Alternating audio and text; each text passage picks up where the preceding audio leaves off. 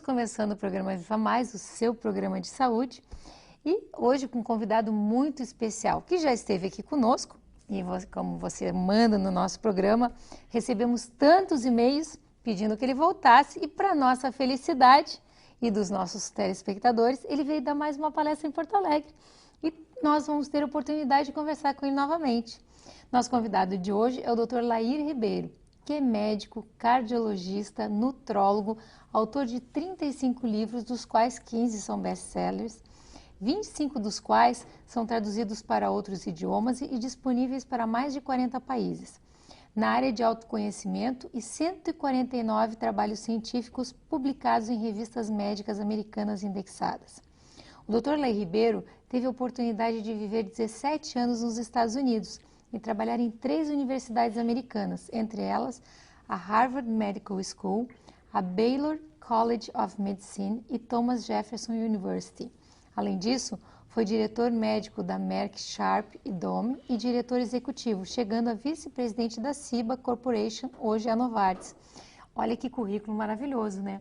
Doutor, obrigado. O senhor não faz ideia a quantidade de e-mails e ligações. Até meu celular as pessoas descobriam e meu telefone não parava de tocar. Por favor, coloque a entrevista do Dr. Lair Ribeiro no site. Que bom, fico feliz de saber disso. Então, para quem não assistiu, já vou dizendo para você. A primeira entrevista do Dr. Lair Ribeiro, que vocês vão amar essa, a primeira entrevista já está no site. Que bom. Essa vai entrar em seguida, eu prometo.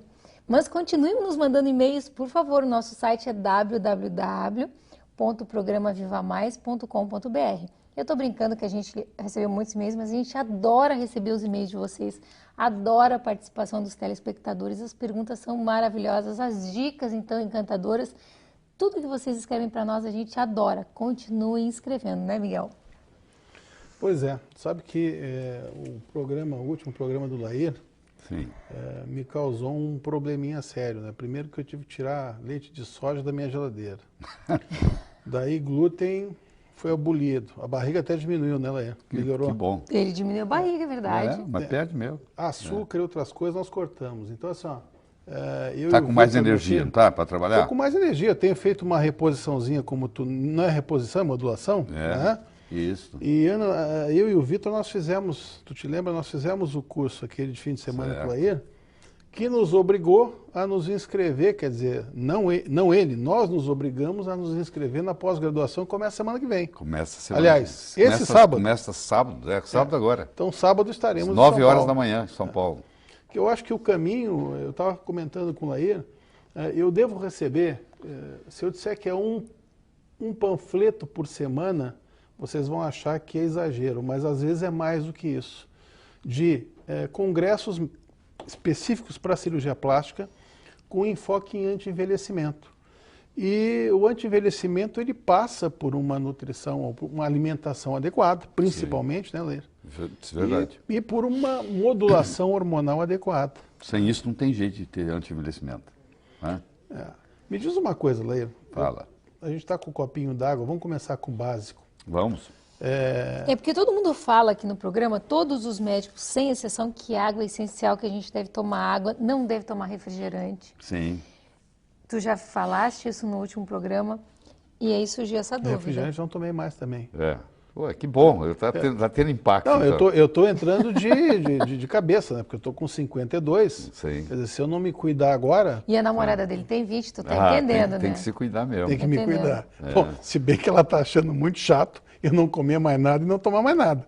Mas se tiver o resultado que parece que dá, realmente, né?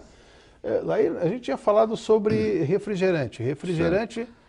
nem pensar, né? O problema do refrigerante tem vários problemas. Um deles é o próprio pH, né? O pH de um refrigerante é em torno de 2,5 e o pH é logarítmico. De 2,5 para 3,5 é 10, 3,5 para 4,5 é 100, 4,5 para 5,5 é 1000 e assim vai. O pH do sangue fica entre 7,35 e 7,45. Então você, quando toma um copo de refrigerante, você tem que tomar em torno de 32 copos de água da boa, só para equilibrar o pH que saiu do lugar.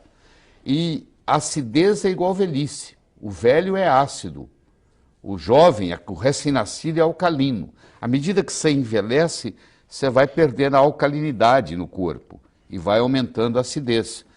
E quando você alcaliniza o seu corpo, você traz muita saúde. Por exemplo, a célula cancerígena, ela precisa de um ambiente acídico, um ambiente ácido para ela poder proliferar. Então, quando você alcaliniza o tecido, na célula cancerígena, ela para de se, ela diminui a proliferação.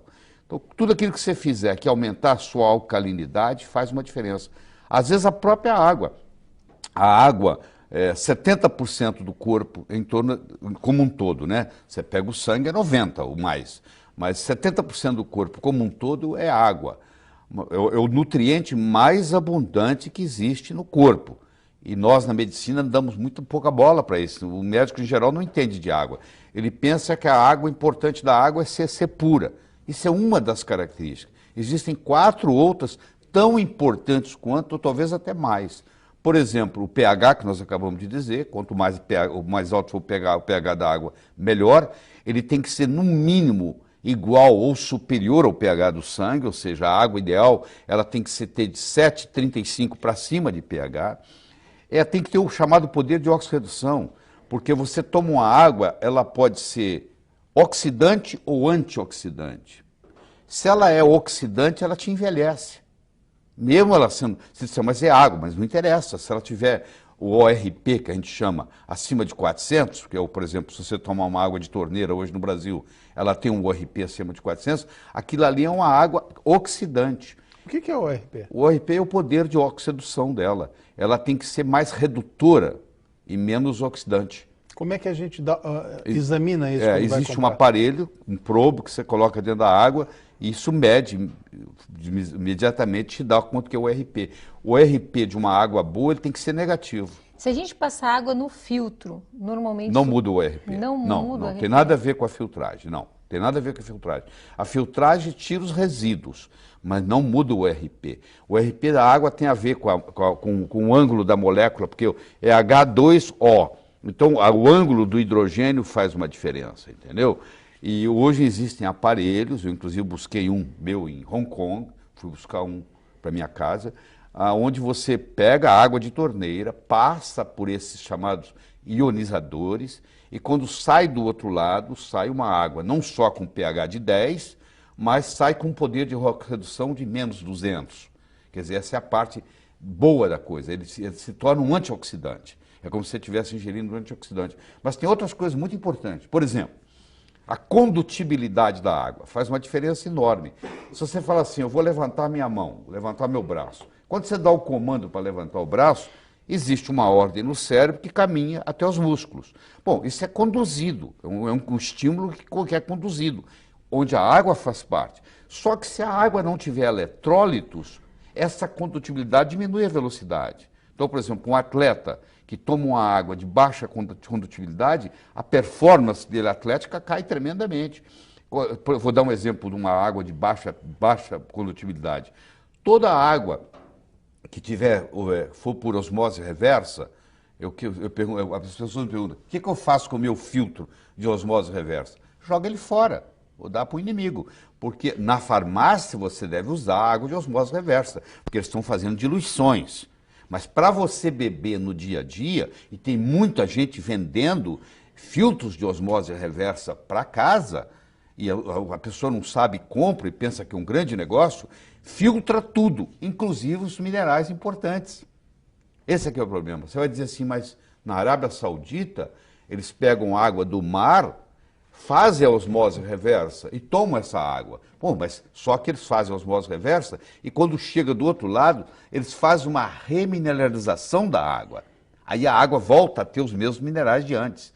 Isso é um processo complicado, não é uma coisa simples que você vai acrescentar. Então a minha recomendação é o seguinte, água destilada não se pode tomar, água chamada purificada não se pode tomar, e tem no mercado, está cheio disso. E água por osmose reversa não se pode tomar. Então, se uma pessoa que toma água por osmose filtrada, por osmose reversa, durante muito tempo, ela desenvolve osteoporose, por causa da água. Você vê que coisa absurda. A água pode engordar, você sabia disso, Ana? Não. A água pode engordar. Por exemplo, se você comprar uma água que vem de Natal, ela não vai vir aqui para Porto Alegre de avião, ela vai vir de caminhão. E vai ter uma hora que vai dar meio-dia, e vai ter uma hora que o sol vai estar quente. E o sol vai bater no plástico do container onde ela está vindo. E aquilo vai liberar xenoestrógenos. E esses xenoestrógenos são absorvidos no seu corpo. E eles não são biodegradáveis. Então, por incrível que pareça, a melhor água é aquela cuja fonte está mais perto de você. Se você conhece uma água espetacular de Fortaleza e uma mais ou menos de Igrejinha, toma sua água de Igrejinha, que é pertinho daqui, entendeu? Quanto mais perto você estiver da fonte, melhor. Porque os xenoestrógenos estão contaminando. Além disso, tem a tensão superficial da água, que aí depende muito do ângulo. Por exemplo, você já deve ter ouvido falar que se você colocar um magneto na água, você melhora a qualidade da água. Então tem garrafas de magnetizadas e tal. O que o magneto faz? Ele muda o ângulo do H2O, do hidrogênio. E quando ele muda esse ângulo, a tensão superficial diminui. Você imagina lá num capilar, Guilherme, onde quase que a água tem que subir contra a gravidade. Porque chega uma hora que ela tem que ir no capilar, e o capilar às vezes é contra a gravidade. Quanto mais baixo for a tensão superficial dessa água, mais ela vai subir. Por incrível que pareça, existe água que desidrata. Olha que paradoxo, porque a tensão superficial dela é tão alta que ao invés dela contribuir para a hidratação, ela puxa o que está lá.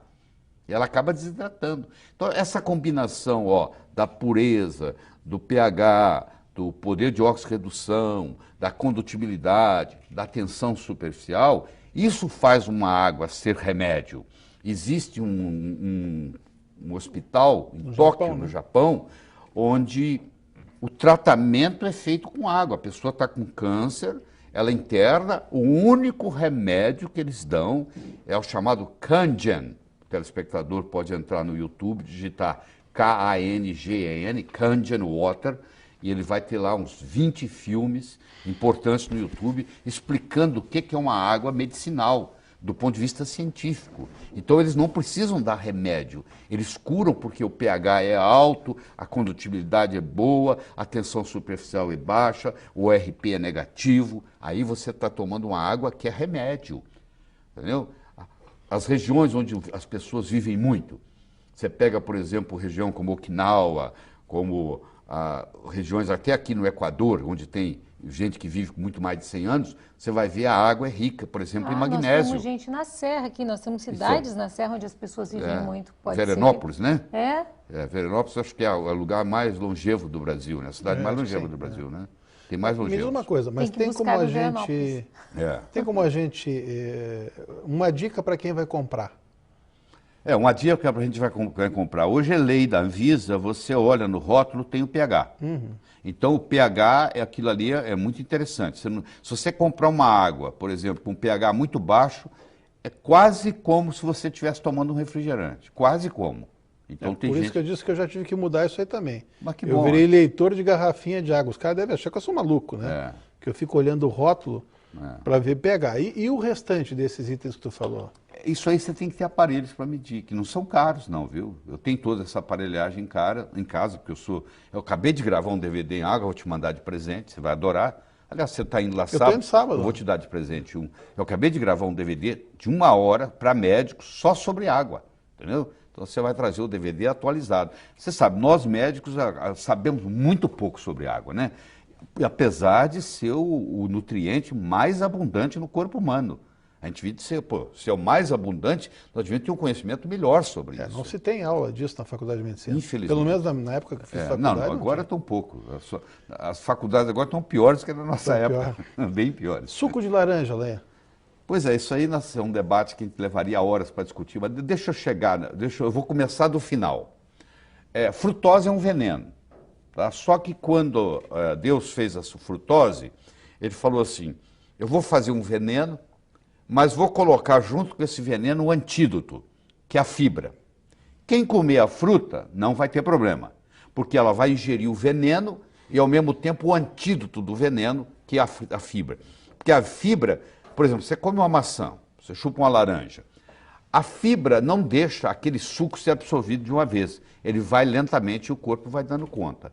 Agora, quando você faz um suco de laranja, por exemplo, a natureza não tem liquidificador, a natureza não tem espremedor, Entendeu? Isso foi uma coisa do homem. Quando você espreme uma fruta e tira o suco, você separou o veneno do antídoto. E aí essa frutose agora, ela está livre. Quando ela vai para o seu fígado, o metabolismo de uma frutose no fígado é igualzinho ao metabolismo de um álcool. Aliás, o álcool é feito de frutose, né? O álcool não é da açúcar do cana, por exemplo, ou da uva fermentado. Então, é a frutose. Uma frutose fermentada vira álcool. Então, quando você faz uso de um suco de laranja, por exemplo, e você faz isso todos os dias, aquilo é absorvido, vai para o seu fígado e ali funciona como se fosse um álcool. E aí desenvolve uma coisa, aliás, a doença que mais cresce em todo o mundo hoje é a esteatose hepática não alcoólica. Ninguém se falava isso há 20 anos atrás, de uma esteatose hepática não alcoólica. Hoje é o diagnóstico, é a doença que mais cresce no mundo. Nós temos na família isso. Então, a esteatose hepática não alcoólica advém do uso de refrigerantes e advém, por incrível que pareça, do uso de sucos. Sucos de fruta, que tomados com frequência todos os dias. Inclusive uva. Inclusive uva. Mas é o suco. Água, se você tomar, se você engolir, se você chupar uva, é outra história. Já falando em chupar uva, se você me permite, o brasileiro não sabe chupar uva, porque o bom da uva está na casca e está na semente. Você vê muita gente chupando uva e jogando a casca e a semente fora. Quer dizer, o resveratrol, que é o polifenol que existe na uva, que estimula o gene da longevidade e faz você viver mais, que é o grande segredo do vinho, é o resveratrol. E hoje a gente até pode fazer uso dele em farmácia de manipulação, você manipula o resveratrol.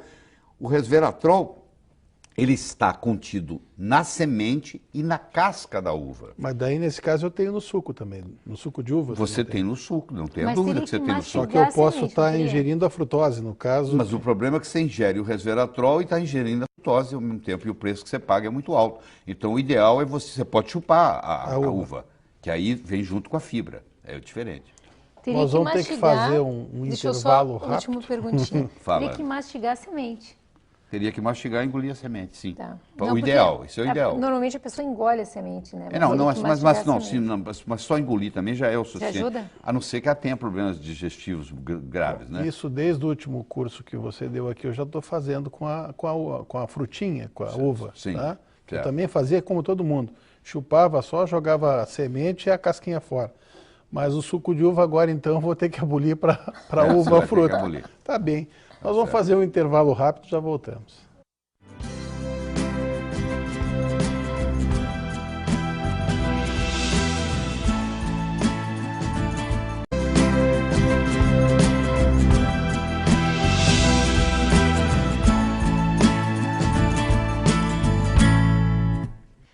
Para você que está nos pegando agora, hoje a entrevista está maravilhosa de novo. Estamos com o Dr. Laí Ribeiro. Felizmente, ele veio dar mais uma palestra em Porto Alegre e nós estamos tendo a alegria de tê-lo novamente conosco. E, doutor Laí Ribeiro, eu andei lendo uma entrevista sua na internet que protetor solar engorda e dá celulite. Fiquei surpresa, é verdade isso? Depende do protetor solar, porque é o seguinte, tem substâncias colocadas em protetor solares que tem uma coisa chamada estrogenicidade, ou seja, ela é absorvida e funciona como estrogênio. O estrogênio, ele é lipogênico, ele aumenta a gordura.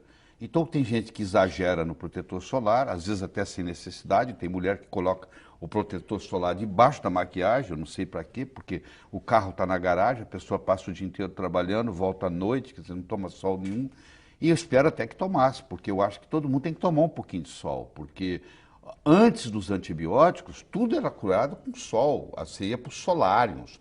A pessoa tinha tuberculose, ia para o sol, a pessoa tinha sífilis, ia para o sol, a pessoa tinha psoríase, ia para o sol. Aí, de repente, fizeram uma lavagem cerebral na gente, que o sol faz muito mal. Como faz mal? Se durante toda a vida, toda a humanidade fez bem. É claro que ninguém vai para uma praia e ficar o dia inteiro lá, se torrando no sol. Então, o exagero agora ficou do outro lado. E o que causa o problema na pele, por exemplo, vamos pegar foto do envelhecimento. A mulher fala assim, eu não quero envelhecer, portanto eu não vou no sol. Ou quando for, eu vou me encher de filtro solar. Só que a maioria dos filtros solares brasileiros só protege contra a UVB. e quem causa o envelhecimento da pele é o UVA. Então não adianta nada eu me encher de protetor UVB, que a maioria, tudo é UVB, se você comprar ali na farmácia, de 10 são UVBs, e não proteger contra o UVA, que é o verdadeiro causador de câncer de pele. Então, por isso que os estudos estão mostrando que nos lugares onde se usa mais filtro solar, que é o chamado Queensland, é uma cidade na Austrália, é o lugar onde mais se tem câncer de pele. E o filtro solar chegou primeiro do que o câncer de pele. Olha o paradoxo. Porque a pessoa passa, pensa que está protegida, mas está protegida contra o UVB, não contra o UVA.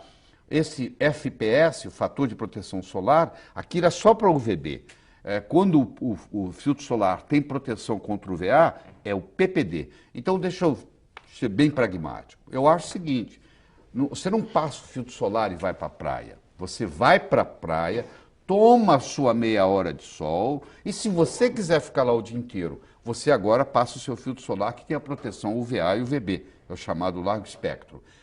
Por quê? E aí a gente manda manipular, então, um filtro solar que tenha UVA e UVB. O produto chama Tinosorb. O Tinosorb é um produto, é um princípio ativo que tanto protege o UVA contra o UVB. Claro que se você compra um filtro solar caro francês, ele já tem o Tinosorb. Mas o que é vendido aqui no Brasil, na farmácia ali, se nós mandarmos comprar agora 10 filtros solares ali e colocarmos ele aqui, eu vou mostrar para você, para os seus telespectadores, que nenhum deles tem proteção contra o UVA. Não tem o PPD, que chama. Porque o PPD, o padrão internacional para proteção contra o UVA, porque é o PPD, tem que ser no mínimo 20.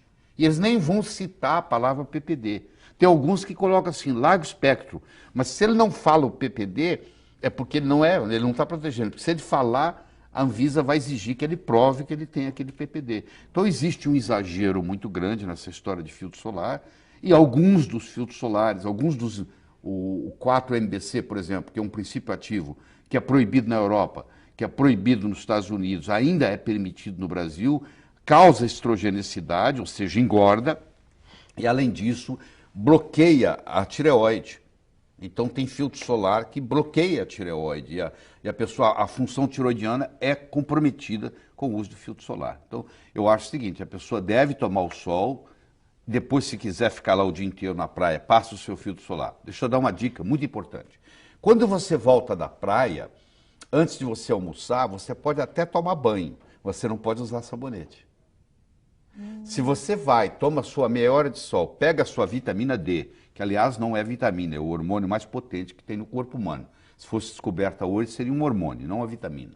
Foi erradamente classificada de vitamina D, de vitamina, e não é um hormônio. Então você vai lá e pega esse hormônio mais potente que tem, que inclusive previne contra câncer, e esse agora, só que ele é lipossolúvel.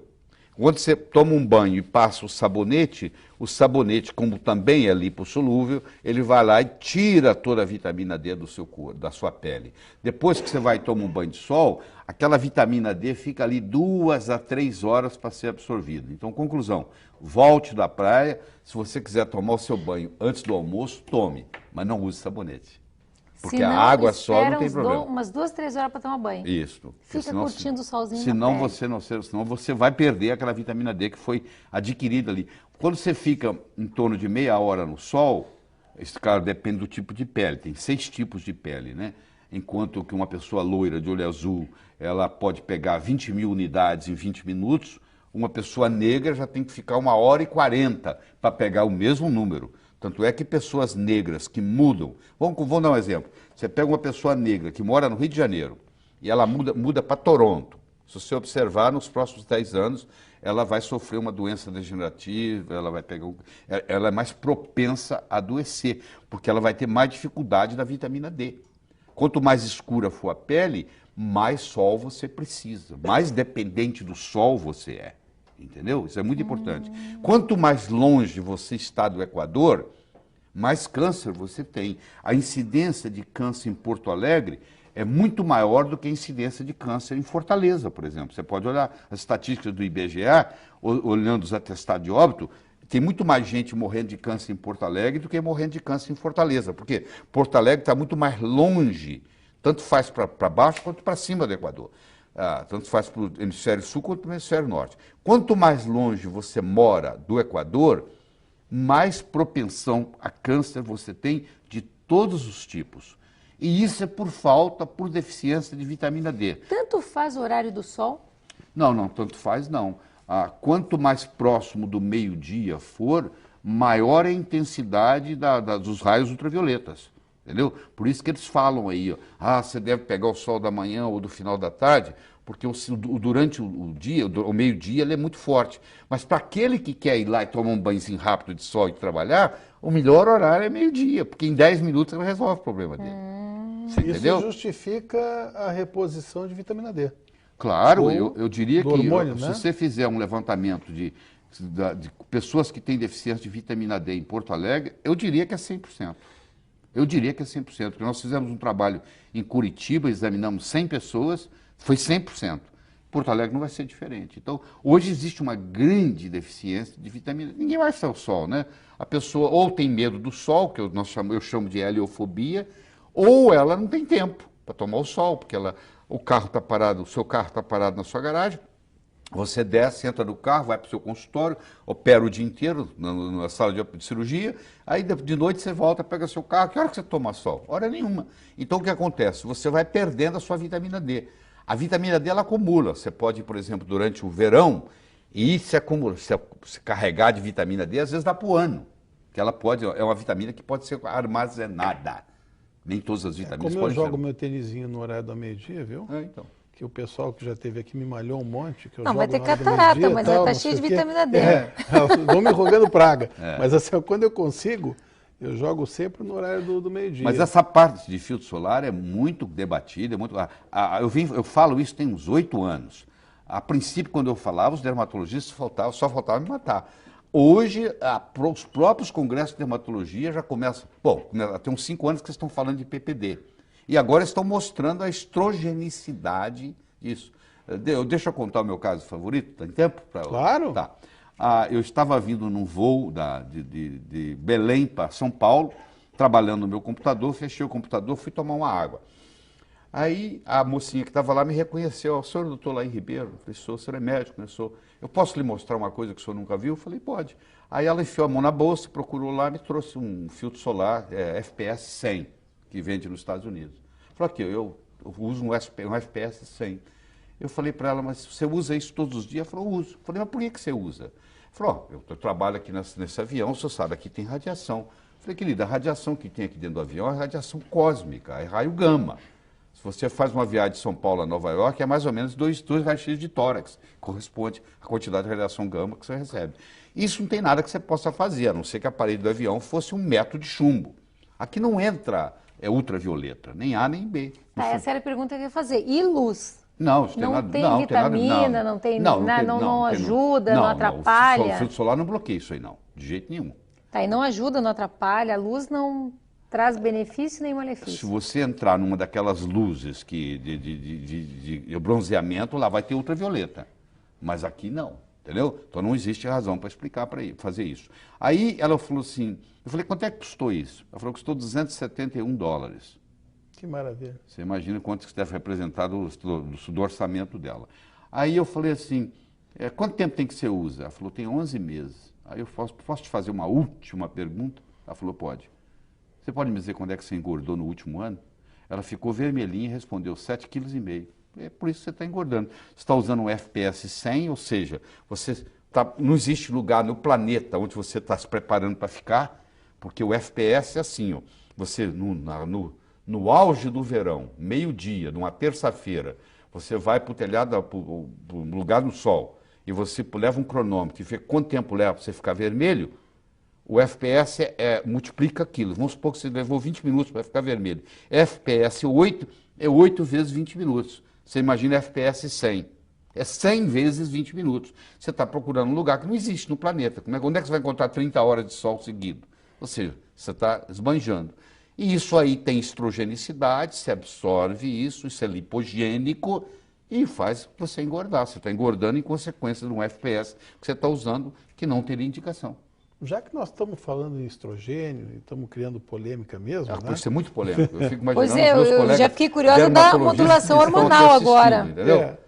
Como eu fiz o curso contigo e a gente vai continuar, porque uma coisa que me interessou muito se fala muito mal de reposição hormonal, que na verdade a gente trata como modulação quando Isso. bem feita. É. Testosterona. Pois é, então você imagina, um indivíduo tem 70 anos de idade, ele vai no oftalmologista e fala assim, doutor, eu estou aqui porque eu não estou enxergando bem. Aí você imagina o oftalmologista dizendo para ele assim, eu vou lhe dar uma visão de 70 anos. Ele fala, não, doutor, peraí, eu vim cá para ter uma visão 20/20. Eu quero o melhor óculos que eu puder me dar. O indivíduo está com diabetes, ele vai no endocrinologista, o endocrinologista fala assim, eu vou te dar um pâncreas de 70 anos. Não, eu quero a minha glicemia abaixo de 100. Ó, o indivíduo de 70 anos vai no consultório do urologista. Oh, ele está com o testículo dele tem 70 anos, ele não produz mais testosterona como produzia aos 25. Por que não dá para esse indivíduo também? Aí você vai dizer assim, mas e não corre o risco de câncer? Eu falo, não, é o contrário. O jovem de 18 anos de idade que tem a testosterona em 2000 tem câncer de nada, pô. É à medida que você vai perdendo os hormônios que você vai desenvolvendo câncer. Só que eles desenvolveram uma série de hormônios, Guilherme, que não são hormônios, que causam câncer. Que no caso, por exemplo, vamos dizer, a metiltestosterona. Então, como a metiltestosterona causa câncer, o médico pensa que a testosterona causa câncer. Papagaio come milho e periquito leva fama. Eu faço testosterona em mim mesmo há 14 anos. Eu comecei aos 52, vou fazer 67 anos de idade. Eu vou só fazer um adendo, porque eu e meu filho vamos à academia depois do dia a dia e tal, a gente vai para uma academia e vamos mudar o nosso dia a dia. Depois do teu programa, eu tive duas pessoas assim que me pegaram na porta da academia. Disseram, pô, estava assistindo, tal, pô, adoro o Lair, comprei livros, tal. Cara, eu vejo esse cara há 15 anos, ele continua igual. Mas não tem segredo. É a parte nutricional, que infelizmente não dá tempo aqui para a gente estar discutindo, é a parte hormonal, entendeu? E é a atividade física. É uma combinação. Se pergunta assim, qual que é a perna mais importante de um tamborete de 3 pernas? Não tem a mais importante. A atividade física é importante, a parte nutricional é importante, a parte hormonal é importante. Quando você combina as 3 coisas, você consegue fazer o que eu chamo de envelhecer sem ficar velho. Porque envelhecer, Miguel, todos nós vamos envelhecer. A alternativa é morrer antes. Agora, ficar velho, parar de escutar, parar de enxergar, perder autonomia, perder controle esficteriano, esquecer o nome do filho, isso é opcional. Ou seja, as doenças relacionadas com a idade hoje são opcionais, só tem quem quer. Um brasileiro hoje de 65 anos de idade toma, em média, 6 remédios por dia. Remédios, ou seja, é doente, é uma pessoa já doente. Ele vai levar, às vezes, 15, 20 anos para morrer, mas ele já está doente. Então eu digo que o grande